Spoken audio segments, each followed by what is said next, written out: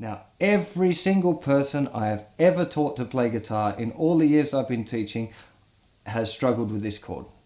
I struggled with this chord. Everybody struggles with this chord. It's almost a bit of a rite of passage. If you're going to play guitar, you have to struggle your way through playing F chord. But you learn loads in the process. Your fingers develop loads of kind of better techniques and strength and flexibility. And it's something you can't avoid it, right? You have to face it. And the only way to do it is to practice it and practice it and practice it. Now, what I am going to show you is a few different ways of playing an F chord. Now, the first one, which is really the one that I kind of recommend, is going to be the F bar chord. Now, there are smaller ways of doing it which are easier, and for some people are a better way of doing it, but I've been really experiencing a lot of progress with students that I'm just throwing straight into the deep end and going, try this bar chord. And I think it works. About 70% of the time people just get it, and then they've got the big chord from then on, which is great. For those of you that struggle, or if you're young and your fingers are a little bit small, a little bit weak, you might not be able to play the first big F chord that I show you, and you might have to resort to one of the other two. But that's okay. You use those other two as well. I still use the little two as well. It's not just like the big one is the big daddy and that's the proper one and the other ones never get used. They all get used, just the big bar chord one is the toughest one. So here's our little F chord, and this is an F bar chord, because this first finger here is creating a bar and pressing down all of the strings. We do have, of course, fingers in front of the bar which enable us to play our F chord. And the way to think of this chord that you're playing is it's really kind of an E chord, but your first finger is replacing the nut. So if I go back and I show you, there's an E chord. Now if I play the same dots of the E chord but remove my first finger, second finger goes to where first finger was, third finger goes where second finger, and little finger goes where third finger was. We've still got an E, sounds the same, but it's now using different fingers. If we slide that upper fret and put our first finger down, we end up with an F bar chord.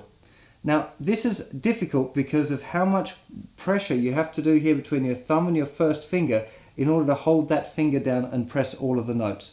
It is a tough chord, there's no doubt about it. It also helps if you think your first finger is kind of pressing in a bit sideways.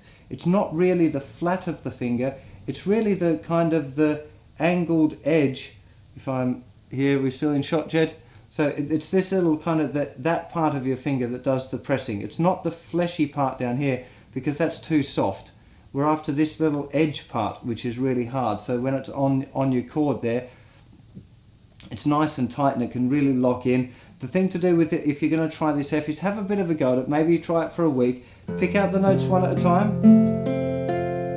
See if you can get most of the notes ringing out, and if you can get, say, 3 out of the 6 ringing out clearly, then you want to persevere probably with trying to do this version of the F chord.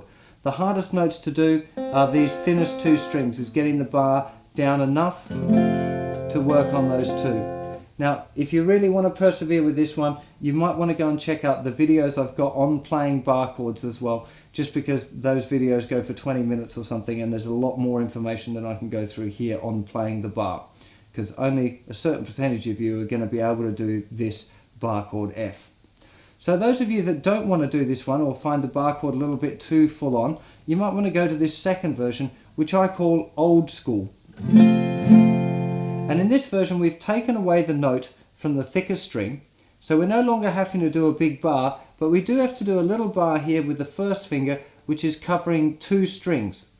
So instead of being on the point like we have been for all of our chords so far, or most of the chords, we're doing a little bar, much like the A mini bar we looked at, and we're trying to think of keeping that knuckle forward too. That's pretty important.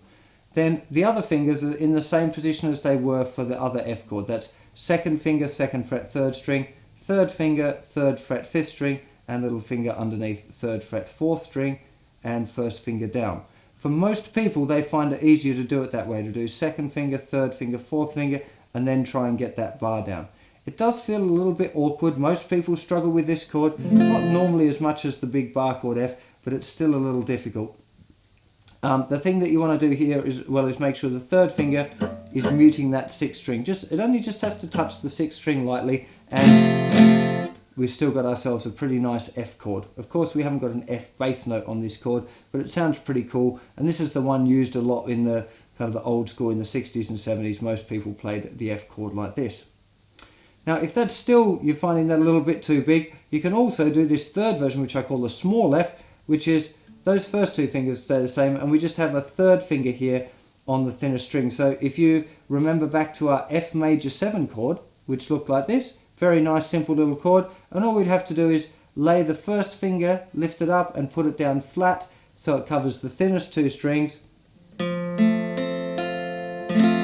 and we have now our F chord, which is kind of an F mini chord, if you like.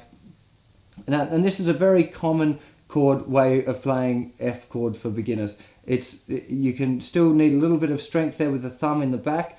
Now, there's a more advanced version of this one as well, where you can actually wrap your whole hand around and bring your thumb over the top here to play the bass note with your thumb. Now, I definitely don't recommend you doing that one for now.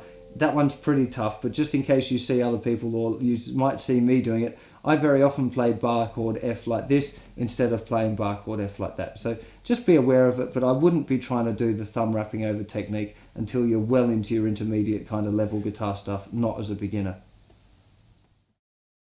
You've got there 3 different ways to play F. It is a tough little cookie, as I said. Everyone struggles with it, including me. I had a horrible time with F chord when I learned it. In fact, I struggled with G chord as well, which most of my students don't seem to, but I found G really hard. So don't be one of those guys like me that runs around looking for songs that don't have F or G in it. That's not cool. Just face up to it, get in there and practice it, because it is only practice that's going to make it better. Your hand's going to hurt a little bit, particularly this muscle in here between your thumb and your first finger. This is the muscle that has to get the biggest workout from your bars. It is a bit tough, just takes practice, just like going to the gym or whatever. Every time you're doing it, you're making that muscle work a little bit harder and it gets a little bit stronger. So that's F. This is a really important part of this stage. There is another important part as well. Like I said earlier, this is an important stage. You've got an F chord and you've got to learn to use ties as well, which is a strumming technique. So lots of practice on your F chord, and I'm going to see you in very shortly for some 1-minute changes involving F.